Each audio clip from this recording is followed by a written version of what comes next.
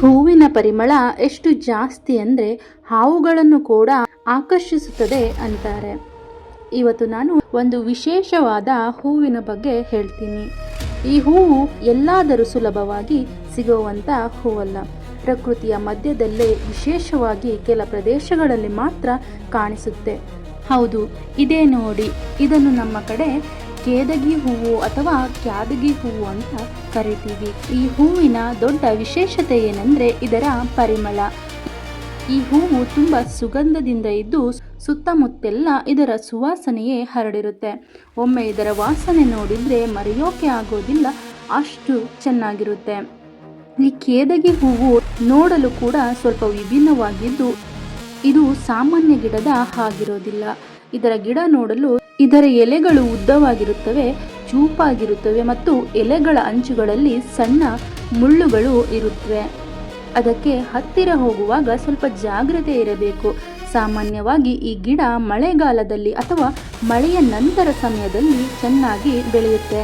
ಆ ಸಮಯದಲ್ಲಿ ಹೂವು ಹೆಚ್ಚಾಗಿ ಕಾಣಿಸುತ್ತೆ.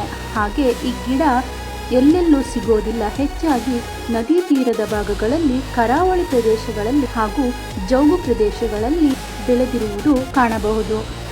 ಈ ಹೂವಿನ ಪರಿಮಳ ತುಂಬ ತೀವ್ರವಾಗಿರುವುದರಿಂದ ಇದರ ಸುವಾಸನೆಗೆ ಹಾವುಗಳು ಕೂಡ ಆಕರ್ಷಿತವಾಗುತ್ತವೆ ಅಂತ ಹೇಳುತ್ತಾರೆ. ಅದಕ್ಕಾಗಿ ಈ ಗಿಡದ ಹತ್ತಿರ ಹೋಗುವಾಗ ಎಚ್ಚರಿಕೆಯಿಂದ ಇರಬೇಕು.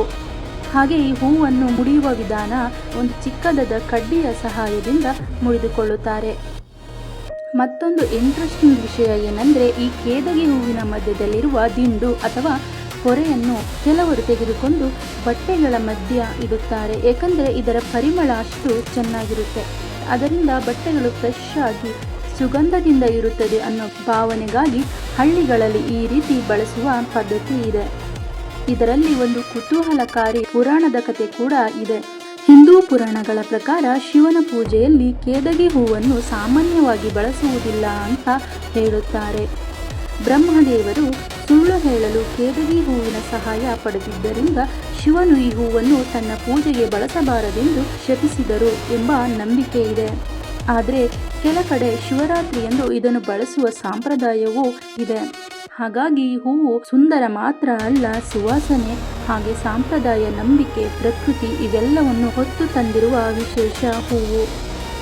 ಈ ಹೂವಿನ ಸುವಾಸನೆಗೆ ಹಾವುಗಳು ಬರುತ್ತವೆ ಎಂಬ ಪ್ರತೀತಿ ಇರುವುದರಿಂದ ಈ ಗಿಡಗಳ ಹತ್ತಿರ ಹೋಗುವಾಗ ಎಚ್ಚರಿಕೆ ವಹಿಸಬೇಕು. ಹಾಗಾದರೆ ಇವತ್ತಿನ ಮಾಹಿತಿ ಇಷ್ಟೇ.